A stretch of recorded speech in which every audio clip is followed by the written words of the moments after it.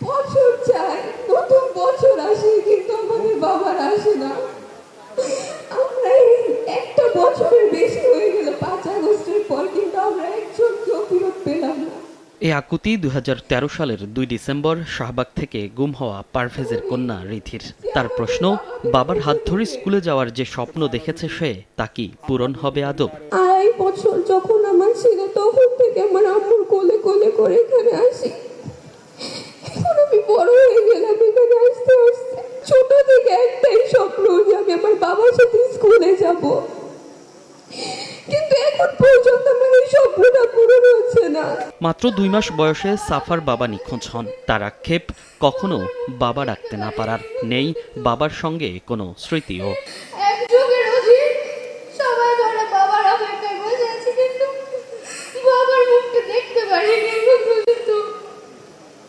এই সময়টা ধরে, এই 13 বছরে অনেক জায়গায় গিয়েছি এবং অনেক বক্তব্য দিয়েছি, কিন্তু বাবার খোঁজ পাইনি এখনো। সমবয়সীদের যখন হাঁটা শেখায় বাবারা, তখন নিজের বাবাকে খুঁজে বেড়ায় 3 বছর বয়সে বাবা হারানো মিম। আমি যদি তখন জানতাম আমি আমার বাবাকে হারিয়ে ফেলবো, তাহলে আমি আমার বাবাকে জড়িয়ে ধরে একটু কান্না করতাম। আমি আমার বাবাকে আর কখনো পাবো না, আমি এটা কখনো জানিনি। বাবার হাত ধরে ফুটপাত দিয়ে হেঁটে হাঁটা শেখায়, সেই বয়সে আমি আমার মায়ের হাত ধরে বাবার ছবিটা বুকে নিয়ে আমার বাবাকে দাঁড়ে দাঁড়ে খুঁজেছি।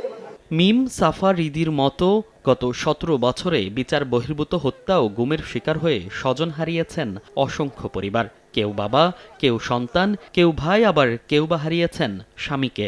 এখন শুধু সুষ্ঠু বিচার দাবি পরিবারের সদস্যদের। এ সময় ভুক্তভোগীর স্বজনদের কান্না আর আর্তনাদ শুনে কাঁদলেন বিএনপি চেয়ারম্যান তারেক রহমানও। 251 জনকে ধরে নিতেছে, তারা কখনো ফেরত আসবে না।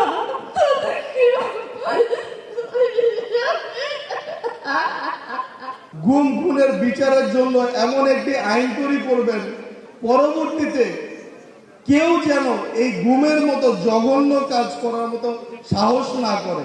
শেখ হাসিনার শাসনামলে গুম ও খুনের শিকার হয়েছেন বহু মানুষ। বাবার সাথে কোনো মনির হোসাইন, সময় সংবাদ, ঢাকা।